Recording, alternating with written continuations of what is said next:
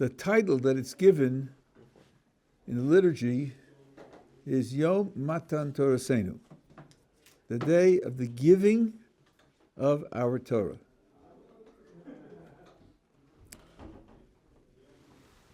Just to put a little perspective on it, my Rabbi asked the following question. We do celebrate the Torah once a year. That's on Simchas Torah in the fall, not now. Why would there be the major celebration of the Torah not on the day in which it was given? And he said, because in any transaction where something changes ownership, there's a giving and a receiving. There are two parts to the transaction. And the two parts have meaning for each one of the parties to the transaction. And Shavuos is when we celebrate the transaction from the point of view of the giver. And Simchas Torah is when we celebrate the transaction from the point of view of the recipient. That's us. So really you have to divide the transaction into the two halves and look at it from the two different points of view.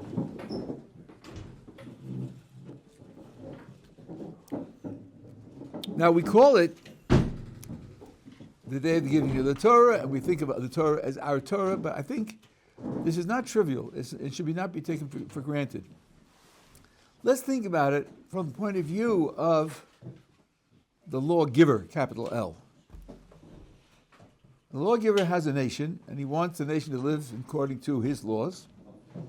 And it's a voluminous, comprehensive set of instructions with a lot of details. For the people to live it, they've got to learn it. Maybe they can split up the exercise. Maybe no one has to learn the whole. But still, it has to be learned, it has to be understood, it has to be applied. Sometimes, in order to have perspective on a law, you do need to see it in the system of the entire set of laws, and then it's very useful to have a person who can have that all in one head. When you set up a system like that, there are going to be mistakes. Human beings are fallible. There'll be misunderstandings or misapplications, wrong analyses of the basic concepts. How to deal with the fact that human beings are going to make mistakes in understanding and applying the set of laws that the Creator wants them to live by. I think logically there are only two ways to handle it. One, which certain world religions use, is for the lawgiver to present the laws, but from time to time, re-enter the discussion in such a way as to correct mistakes or give new information so as to correct misunderstandings, so that the law giving is an ongoing process. It's not over at one time. In that way, the lawgiver can control what kinds of errors may be made or prevent them, and make sure that the set of rules by which the nation is living is a set of rules that he wants at any particular time. Certain aspects of Christianity do have that structure. Whether you talk about some understandings of Catholic Christianity, where the Pope can speak what's called ex cathedra with God's voice, so that God, speaking through him, can make adjustments when adjustments are necessary. Certain parts of Protestant Christianity picture God speaking to man through his conscience, and in so doing, it's equivalent to ancient prophecy. It's more divine input into the rules, instructions, priorities that human beings are supposed to have to live the way God wants them to live. That's one possible way to do it. The other possible way to do it is for the Creator to give over, the lawgiver to give over his set of instructions to the people and put up with the mistakes. You'd have to have an understanding of why he would do that, but that logically is the other possibility. And that's what's meant when we talk about God giving the Torah to the Jewish people. He really gave it. Doesn't have strings attached. Doesn't from time to time adjust and give new interpretations or correct old interpretations and so forth and so on. He really gave it to us. So much so that prophecy, in which God does communicate with human beings and does reveal to them his will, but prophecy is incompetent to be used to make any legal decisions. I'll tell you two stories which are dramatic applications of this idea, and they themselves will require a certain amount of legal analysis. There is a story in the Talmud about a discussion in the Sanhedrin. Sanhedrin has 71 members. It was the chief judicial and legislative body of the Jewish people, not just like the Supreme Court in the United States. They were discussing a particular law, and there was a two-sided debate. On one side was Rabbi Eliezer, and the other side was everybody else. Well, 70-1. Rabbi Eliezer was a very respected scholar, so they decided to have a debate and a discussion, an argument, which they did, and neither side budged. Seeing that he was on the losing end, Rabbi Eliezer, because the vote is done by the majority, he said, if I'm right, let this plant get up and move 50 paces, which it did. To which Rabbi Yeshua, representing the majority, said, what has the supernatural motion of a plant got to do with a legal decision? So it moved, so what? So Eliezer said, well, if I'm right, let the water in this stream flow uphill. And it did. Rabbi Yeshua said, sorry, streams don't count. They don't do anything to settle a legal discussion. Rabbi Eliezer said, if I'm right, let the walls of the house of study collapse inwards, and the walls started to collapse inwards, and Rabbi Yeshua said to the walls, how dare you interfere with the debate of the sages? Okay, checkmate. Finally, Rabbi Eliezer says, if I'm right, let a voice from heaven proclaim that I'm right. And a voice from heaven proclaims that Rabbi Eliezer is right. To which Rabbi Yeshua says, the Torah is not in heaven. Now that's pretty bold. Really? How can you say to the Creator the Torah is not in heaven and thereby disqualify his interference or his contribution? Does anybody know the trick answer to this question? Where do the words the Torah is not in heaven come from? They're written in the book of Deuteronomy. God himself is on record that the Torah is not in heaven. So Rabbi Yeshua is quoting God against God. You disqualified yourself from interfering with the legal process. And therefore, even though you proclaim your will about the law with a voice from heaven, it can't be the deciding factor in a legal discussion. And the law is decided on the basis of the 70 against Rabbi Eliezer, and he loses the legal debate. Now, if you ask, well, yeah, but isn't God right? I mean, so how can you have a system which flies in the face of the facts and flies in the face of the truth? So now I will tell you that the United States of America has exactly the same type of principle in its legal tradition. And it has been used practically in law many numbers of times. I don't know if you're familiar with it. You're probably familiar with it. You're not just connecting it to this discussion. What would happen in an American court if a person is accused of a crime, and if the police wiretap his phone, and they have a recording of his voice, and it's absolutely clear that he's guilty? The voice prints are absolutely undeniable. What he says definitely makes him guilty. And then the defense points out that the police did not have a valid court order to tap his phone. What happens in an American court? It's inadmissible. The evidence is inadmissible. Evidence gathered illegally is inadmissible in court. And if that's the only piece of evidence, what's going to happen?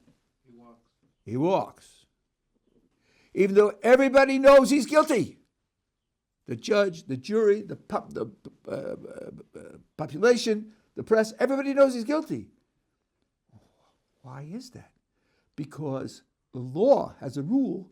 What kinds of truth can be used to convict someone? It's not flying in the face of the truth. It's not violating the truth. The law defines what kinds of truths can be used and what kinds of truths can't be used. And here the law says, even though it's true, you can't use it.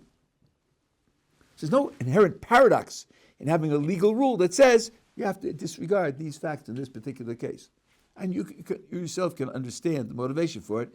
If you allow the police to gather evidence illegally, they'll do other things that are illegal, and then they'll manufacture evidence, and then you'll have the whole justice system will be corrupted.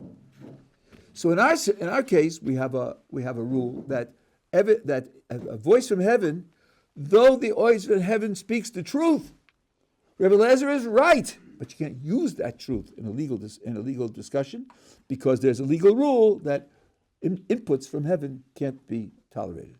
Now, several hands were up, so I'll be happy to answer questions now. Yeah. Before, which rabbi said let the walls fall? Rabbi Eliezer. When Rabbi Eliezer said let the walls fall, doesn't, I don't know if I'm wrong, but isn't there a story in Masechet Tanaim that when there's a whole thing about how rabbis stop walls from falling, like how somebody sometimes uses a rabbi to stop a fragile wall from falling on top of them. But aren't there stories about that in other Masechets? So isn't it counterintuitive? First of all, I don't remember such story, and I have been through the Talmud a number of times. I could have forgotten it. But the fact that you could use a rabbi on occasion to stop a wall from falling doesn't mean that it will always work, and doesn't mean that he'll always want to do it. So I'm not sure why it would be counterintuitive. And in this case, the walls did stop falling because Rabbi Yeshua told them to stop falling. So that sounds consistent with the case that you remember. I'm not sure, but I wouldn't make that into a general rule. It's very hard to find general rules or universal rules without exceptions, because the world is very subtle, very complex. And whatever rule you have, you'll be an approximate rule. It won't be an exact rule. Yeah. If all the proof points towards Rabbi Eliezer being right, wouldn't the other rabbis have at least a reason to reconsider their option and go through the process again to maybe see why they would have an error? Yes. Maybe it's not enough for a ruling, but maybe it's enough for them to understand, to look back at their work. Your principle is correct, but the story doesn't support that event. All that happened was the voice from heaven said he's right. That's not a proof. That's not argument. That's not evidence. That's not logic. That's not reasoning. It's just a flat statement that he's right. But where'd it come from? It came from God. So isn't that enough to say, hey, maybe we should look back? Well, this is ruling Jewish life, right? And it's interpreting God's word. So but there's nothing to interpret. There's nothing. I mean, after we were discussing it with him, they didn't just vote him down. They had a debate with him because they respected him, and they went through the arguments. Maybe it would be an impulse to go through the arguments again, and maybe they did. That I don't know. The story doesn't say one way or the other. But no arguments were presented for them to use. That's going to be the second story that I'm going to tell. But in the meantime, wasn't he put in harem afterwards? That was something else entirely. It was not for this. Yeah. I was just wondering, so the voice that came down from heaven, is that Hashem essentially saying it? So Yeah.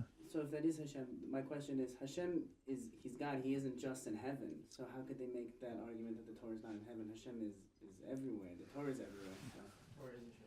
So. Yeah, and so even though we do some verses picture God as being in heaven, Yeshivat Ohr Somayach, Yitzchak, and so forth and so on, there are places where it's said that way. Of course, these are all aspects and dimensions, and there are many other dimensions simultaneously. So this is a phraseology, meaning divine intervention is not counted. Okay. Divine intervention in court. Now, as a follow-up, what would have happened if it wasn't a divine voice, but Isaiah had presented himself in the court, and he says, "I know you're discussing this. This is the debate that you're having about this issue. Here's the answer because God told me the answer." They would have said the same thing. Exactly, and not only that, but he would have gotten capital punishment because we know he's lying because God doesn't do that. Right? So it's not tolerated that the prophet should speak in God's name to try to settle a legal issue, again, because Lo B'Shamayim, the Torah is not in heaven. Yeah. Don't we have a tradition that, time of Mashiach, Eliyahu Hanavi will come and he'll settle like any, machlokets we still have? There is such a tradition, a genuine tradition, but we also have verses in the Tanakh which say that he didn't die. He went up, so to speak, to heaven in a fiery chariot. He's not buried anywhere, didn't die. So he's just another person. Now, depends on what he will settle. So let me introduce one more variable here, and then I'll come back to your question. Suppose Isaiah comes into the court and he says, "Listen, here's the argument that God inspired me to present before you for your consideration." Now we're coming close to what you said, right? There's nothing wrong with that. If he isn't claiming God's authority to decide the issue, you must agree with him because God said so. No, that's not what he's doing. He's saying, God gave me this argument to present in the argument of the Sanhedrin. That's perfectly all right. After all, where do we think our ideas came from anyway? Things that pop into your mind, and the light bulb goes on. All of this is the way God runs the world. So if he puts it in front of them for their consideration and their own decision, that's fine. He's not using God's authority to settle the issue. In other words, it's not the prophet who's illegal in a legal discussion. It's prophecy that can't be used. But if he comes in and presents himself as just another member of the discussion and offers his views for consideration, that's perfectly all right. And even if he says that God told him to offer the views for consideration, it's perfectly all right. No problem with that. Yeah. What makes Eliyahu Hanavi a prophet, special in this occasion? Why don't we have someone like Rabbi Akiva, who was the greatest sage and who did, help? So one of the things that says, it's fairly with that tradition, there's another tradition which says Eliyahu didn't come to settle any outstanding legal discussions. But Eliyahu will have facts. A prophet can provide facts. Evidence. Did he or did he not? Where did he bury the murder weapon? Where are his fingerprints to be found, and so forth and so on. He can give facts which then can be used to settle legal issues. But he can't decide if this rabbi said this, and that rabbi said this. This rabbi's right, and that rabbi's wrong. That he can't do. So he's not playing a role in the legal discussion. Yeah. So when the word teku is used, it's tishbi tarit kushiyat veibayot, right? That is saying that he's going to come and bring solid evidence to one side to help its case. If you look at teku, you'll see that almost always teku is where you have a gray area case and it's undecided. Teku is not said when there's a disagreement. Teku is when a case is raised and then no opinion is given because it's a borderline case and the assembled rabbis don't have a way to settle the borderline case. And then you could have an argument that would do that. But in all cases, if he's going to participate, it'll just be adding information to the discussion, and then the people who are there will make the decision. Yeah. What do you do with a megalomaniacal personality that's trying to undermine rule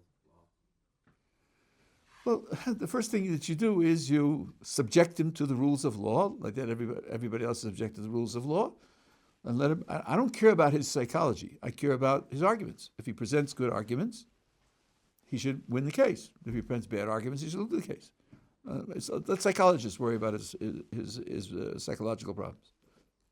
We're not going to qualify or disqualify people on the basis of their psychology.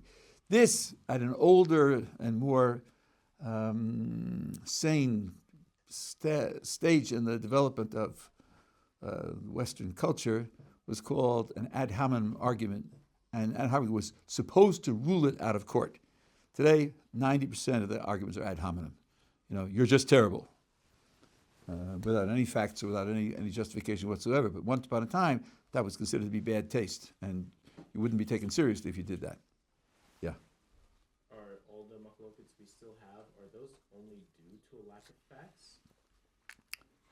No, a lot of them are due to subtleties of legal reasoning or weighing up various different priorities and making a decision on that basis. Let me give you an example. This is a piece of Jewish law that I think doesn't get enough prominence, the kinds of decisions that have to be made. You probably know that on Rosh Hashanah there's a mitzvah to blow the shofar. Mm-hmm. What happens when Rosh Hashanah comes out on Shabbos? You can't blow the shofar. We don't blow the shofar. Why not? Rabbi said For so. the sake of, so you avoid carrying on Shabbat. It could be that someone will forget that it's Shabbos, and he'll be worried about how to blow the shofar correctly, and he'll carry his shofar through a public domain to go to an expert to make sure that he fulfills the mitzvah shofar correctly.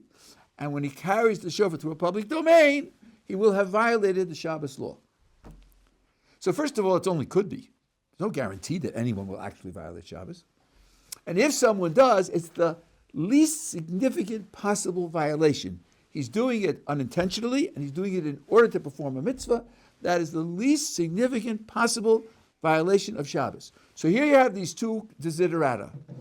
The biblical mitzvah of shofar for the whole of the Jewish people that year, because the second day when you blow it, it's only rabbinic, it's not biblical. Or the possibility of the least significant infraction of Shabbos. Which weighs more? There's no explicit rule for that. You can't look that up in Choshen Mishpat. It's a judgment. It's a value judgment. Which should be protected more? Now, as it was, the decision was taken, and the majority held that we should not blow the shofar on Shabbos, and indeed, that is the law as it's passed down. But think of people making decisions like that. It's not just a question of looking it up. Here you have two things which are both crucial values of Jewish law, and weighing one up against the other, and these kinds of decisions are made often. So when you make a decision like that, it's a question of prioritizing and quantifying this emphasis of one against the other. And that's a matter of sensitivity. It's a matter of your understanding of the totality of the system, and something about which people can differ. And there you can have discussions when people highlight certain features which weren't as seen as important before, then people's relative values change, and they can come out with a different decision. This is the kind of thing to which someone can contribute a point of view, which may have a big effect on the outcome. When it says that Elijah will answer these questions, it doesn't say that he'll do it through prophecy. If it's really a straightforward legal question, he can't do that. It's only a question of either a fact or of argument that he puts on the table like everybody else, and then, because he'll be who he is, he'll be able to settle the issue. At any rate, this is part of what is meant that the Torah is given to us. Now, you've heard of the Sanhedrin. I mentioned the Sanhedrin. There's a whole tractate which deals, in large part, with what happens when the Sanhedrin makes a mistake. You may ask, well, how would you ever know that it made a mistake? If they're the highest authority and they can't be corrected by prophecy or by God, how would you ever know they made a mistake? Confession? Oh, that's good. I didn't think of that, how they confess. You do have great scholars in the Talmud who say, I made a mistake. But then there's usually a reason for that. Could you think of a reason why you'd have to confess that you made a mistake? New evidence comes to light. Okay, new evidence or new arguments, and a later Sanhedrin says that the prior Sanhedrin was wrong. And now, if you're a logician, you think, okay, but let's be careful. Who says which one is wrong? Maybe the later Sanhedrin is wrong, the original was right. Okay, that's true. It could be that way. But one thing's for sure, somebody made a mistake. Because the later one says the prior one is wrong, then one of them made a mistake. This is the answer to Descartes' problem about the lack of reliability of the senses. It's the same structure. So what do you do when at least the Sanhedrin that you're facing tells you that the prior Sanhedrin made a mistake? The Sanhedrin is the highest authority of the land. That doesn't mean that it's infallible. Only God is infallible.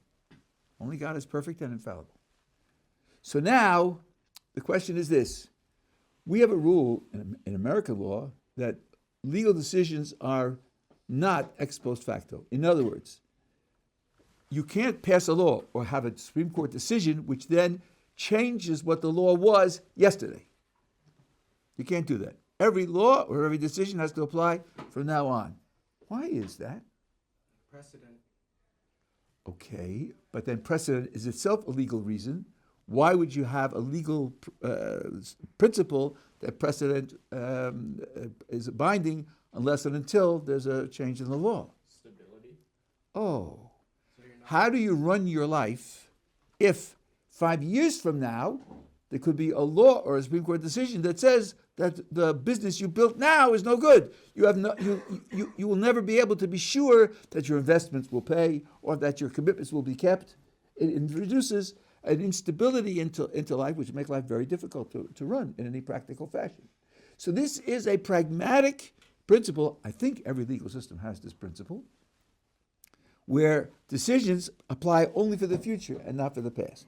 That means to say there's nothing philosophically wrong with saying that the later applies to the prior. It's just that you can't have a stable society if you don't have that. Yeah. Didn't the decriminalization of marijuana let people out of jail? Wait a second. Didn't people get let out of jail after the decriminalization of marijuana in some states? Yeah, but that doesn't mean that the state has to pay them compensation for the years they were in jail. Oh, I see. That's only from now on. Yeah. Do you think that's an inherent flaw in the legal system, that it's not retrospective? No, I don't think it's I mean, after all, legal systems have a lot of responsibilities to fulfill, and one is to create a setting for society where things can be done in an efficient and reliable way.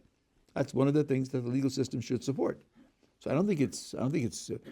I could imagine a society who said, we don't care about reliability, we care about the actual principles applying as broadly as we can, and you can do it the other way. I think, people have to decide what's more important to them. But I don't think it's a fault.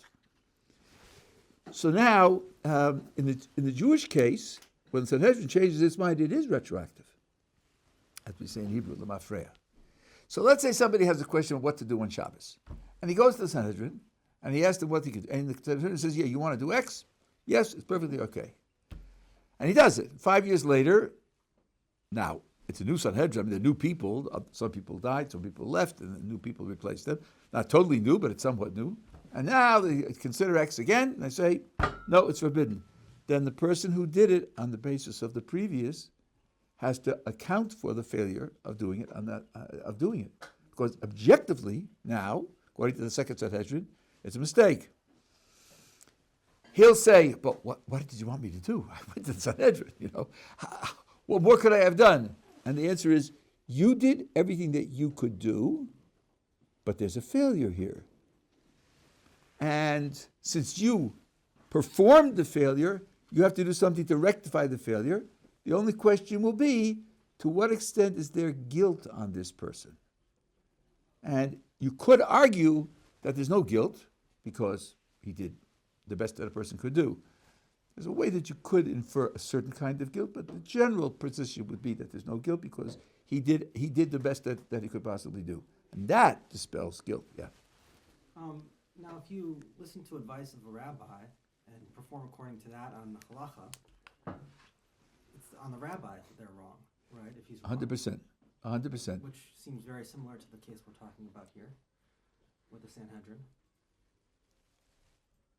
Yes, let me put it this way. There's a general rule here, and like I indicated 16 minutes ago, or maybe it was 22 minutes ago, that there aren't universal rules.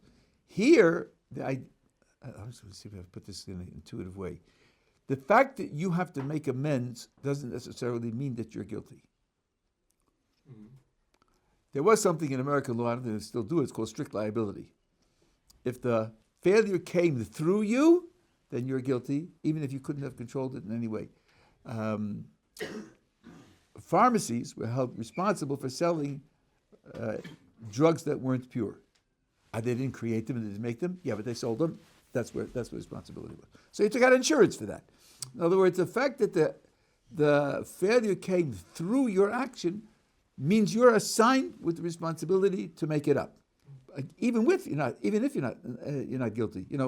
When your children break something, often you're not guilty, but you have to pay for it. Even though Torah law is different, but I mean, you understand that you're the one who's assigned to make it good. Mm-hmm. So here's a similar idea that you're the one who's assigned to make it good, even though you're not guilty of irresponsibility or rebellion or sloppiness in any way. You went to the highest authority and you did. Yeah. In your story, who is responsible for deciding what amends the guilty party must make? What amends he should make? Who decides that? Well, that's statutory law. In other words, if you violate Shabbos unintentionally, then you have to bring a certain sacrifice, and then it's finished. For any unintentional, the normal unintentional violations of Shabbos. Not every law, but Shabbos is that way. Yeah. Does the Sanhedrin or a rabbi who gives you an incorrect ruling bear responsibility? Do they have to do Yes, anything? they have to do tshuva for it, and they have to rectify their ways for it. But it's the action that carries the need for this type of fixing, and the person who is involved in it. I'll say just a little more. It isn't, from our point of view, what happens in the world isn't accidental. There's something called divine providence, which is very strongly responsible for what happens. Now, even when a person makes a free decision, you have to ask, why was he confronted by that decision? Why were those alternatives presented to him so that he would decide between them? The world could have been gerrymandered in such a way that he never would have had to make that decision. So putting him in that position is a large part of divine providence for people, guiding them from choice to choice, from challenge to challenge. And then part of that is putting them in a position where, if there's a failure, they have to make it up. That's taken into account in the divine providence, which is leading them through the exercises in building their spirituality. Anything else? Yeah. Is there any statute of limitations here? We said 5 years ago. What if it's 50 years ago? I don't think so. Not so far as I know. I don't know if there's any statute of limitations. Indeed,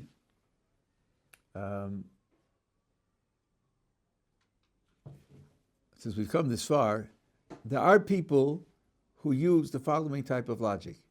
Well, we know that such and such a law was controversial at such and such a time. That's when the law must have come into existence, because if it had come into existence before that, then there must have been a uniform practice. And then, knowing the uniform practice, you'd know what the law is. So that dates laws. When you have a disagreement about a law, it couldn't be older than that. Well, that's wrong. The reason is because laws that were universal for hundreds of years or thousands of years can become controversial. There are principles by which they can become controversial even though they weren't. So let's take, for example, a law that's based on interpreting a verse in the Torah. God gave the Torah to Moses. Moses had his own Sanhedrin. Let's say that they interpret the verse in a certain way. This is their human contribution. They interpret it and derive from that interpretation a certain law. 1,000 years later, a new Sanhedrin says, we disagree with that interpretation. They can do that. One of the things that the Sanhedrin should do is to interpret the verses and interpret the law. And then they can say, we decided to change it. Or they can have a controversy about it.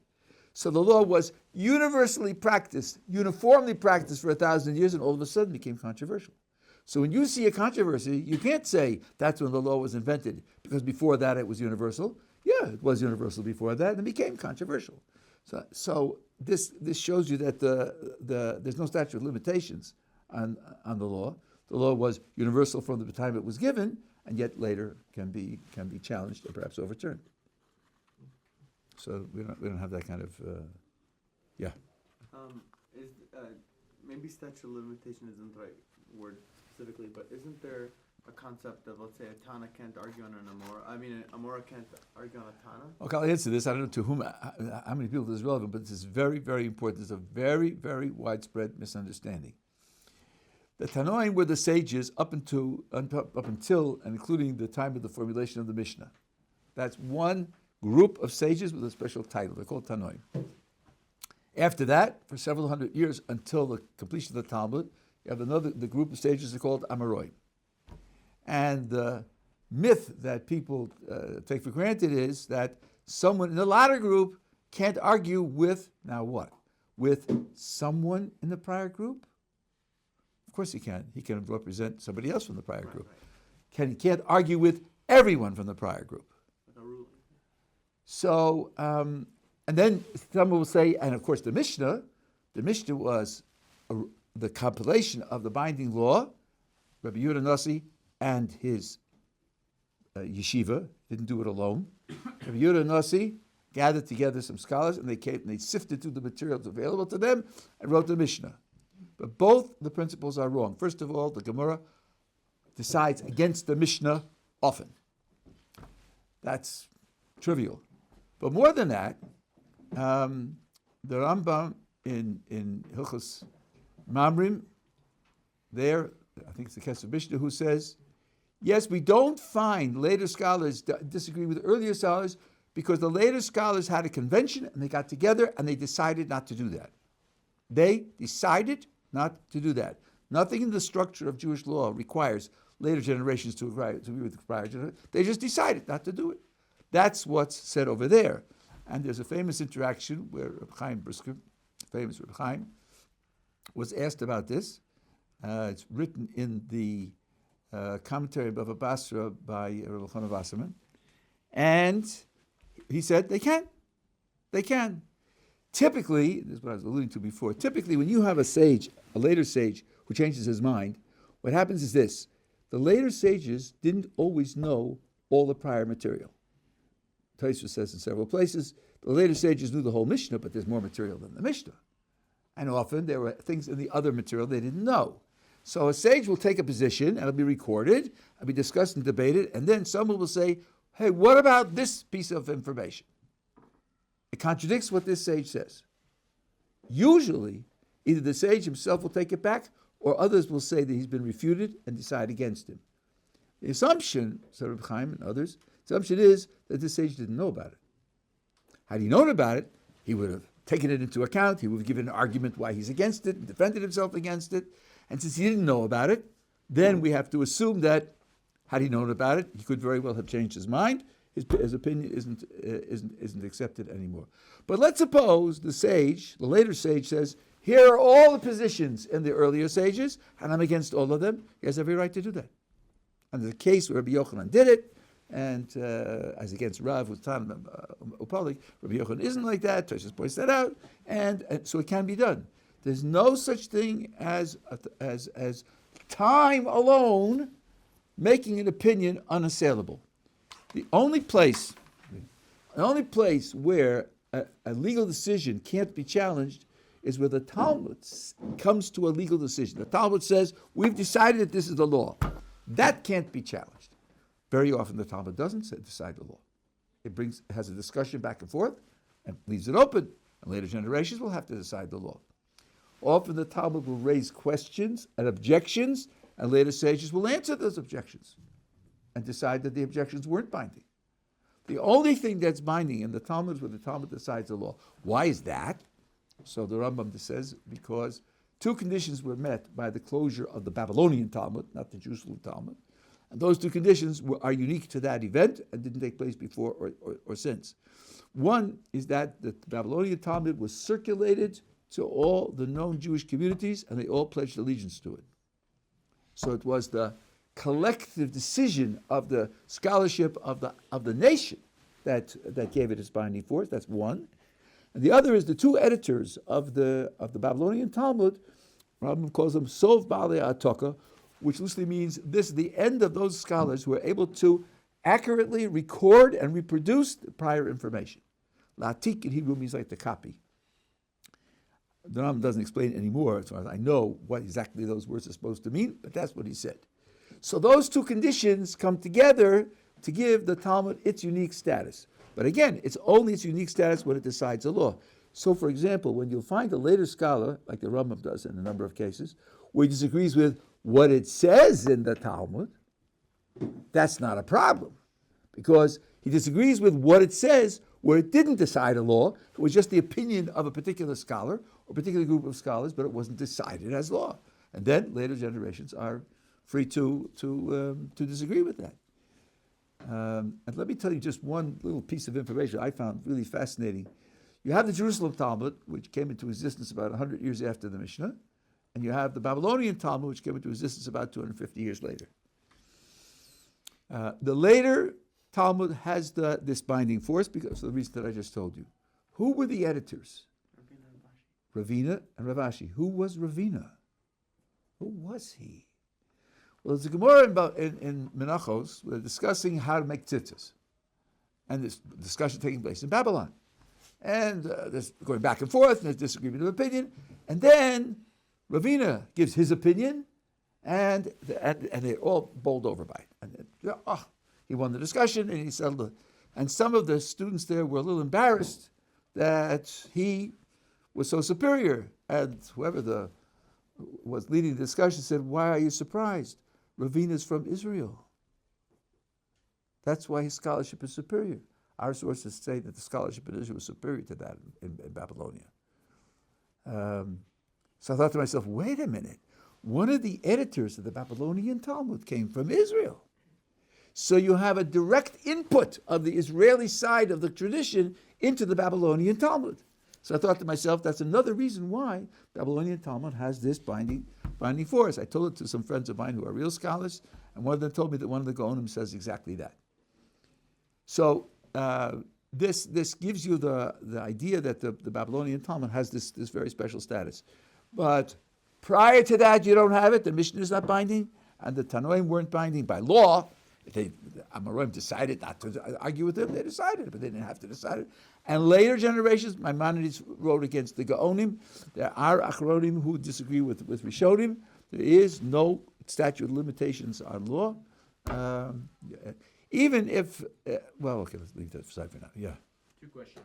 One, does the Babylonian Talmud supersede the Talmud Yerushalmi because it was circulated and widely accepted by the whole community? Is that why we focus more so on Talmud Bavli rather than Talmud Yerushalmi? Well, first of all, I sort of skirted this, and I thought to myself, should I put it in or not? We all, let me put it this way. Suppose you find a statement in Maimonides that disagrees with the Talmud. Okay? Argument between Maimonides and the Talmud. Who wins? Don't the later sources win? The later sources win because Maimonides knew that statement in the Talmud. And he took it into account when he said what he said.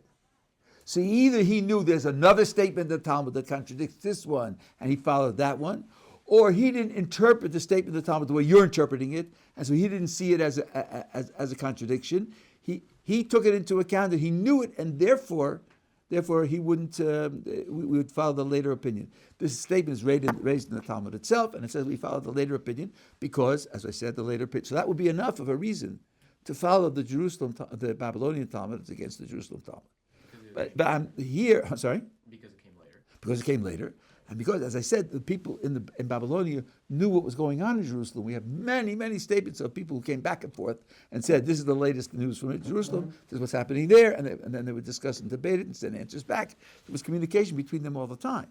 So the later scholar is going to be the source of the law rather than the earlier scholar. Okay. In the back, yeah. Oh, sorry. I thought in order to supersede or to remove a precedent, you need to have greater numbers and you need to have a greater number of knowledge. You have to have greater knowledge. Isn't that why nobody can supersede the Anshe Knesset Gedolah, because you don't have more numbers and more knowledge than them? You have the right words, but not applied in the right case. At least according to the Rambam, those words, that having greater numbers and greater knowledge, only applies if you want to revoke a rabbinic law. No question about the legality of the law. You want to change the practice by revoking a rabbinic law. But an application or interpretation of a biblical law, or the application interpretation of a prior rabbinic law, you don't need greater numbers and greater. Then here's where it says, "Ein ladayin el masha ein of rose." The judge has only what his eyes see. Yeah. Don't you think your point that the later source is preeminent because it had the chance to consider the earlier source is disqualified because the earlier source never gets the chance to disagree with the later source? Maybe you're hinting that it's unfair. He's being disadvantaged, but surely you're not. You shouldn't be arguing that. Therefore, the later opinion doesn't have more weight. The later opinion is operating on the basis of more information, more discussion, more analysis. Of course, in any case, when you're trying to make a decision, the more information you have, the better your judgment is in general, right? More weight, but not necessarily. Not necessarily, nothing necessarily right, but you want to have the right odds, and the right odds the better odds are going with the one who has more information at his disposal. Think what you would do in science. Poor Newton, he didn't have an opportunity to argue with Einstein. So maybe I should not take into account that Einstein says Newton is wrong?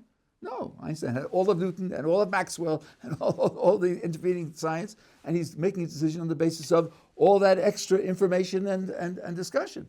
So of course, On the same point, that Newton could take Einstein's new knowledge that he applied and give his own return. Maybe he could, but you don't know that. As of now, all you have is what Newton said on the basis of what he knew. And you have also what Einstein said on the basis of knowing Newton and everything else in between. If you have to choose between those two, you choose Einstein because he knows more than Newton knew. I don't think this is controversial. I think this is a difficult proposition. Yeah. So is it possible to say that Tanayim, Orion, or Rishonim were wrong about? Of course. After all, they said of each other that they're wrong, didn't they? So somebody's wrong, right? If A says B's wrong, either B's wrong or A's wrong, and they're both Rishonim. So they're totally wrong. It's not that they just. I don't know what that means. We're misunderstanding what they're saying, or they thought this, but they had good intentions, but they were just had the wrong conclusion. Look, they say, for example, Nachmanides criticize Maimonides sometimes with very strong language. The Ritva wrote a sefer defending Maimonides against Nachmanides. Quite a bold thing to do, right? Called Sefer Zikaron. And one of the things he says is that because Nachmanides spent a great deal of time analyzing and becoming expert in Talmud and also in Kabbalah, he didn't understand what the Rambam wrote in the Moreh Nevuchim, in the Guide of the Perplexed, and therefore he was attacking a position that the Rambam didn't take. Now you got three positions. Nobody says the Ritva has to be right. It's just another possibility. So, but they definitely disagreed with one another. In one case, the Ramban writes about the Rambam, dust in his mouth. He shouldn't for saying that. So, from that point of view, abstractly, they can't all be right.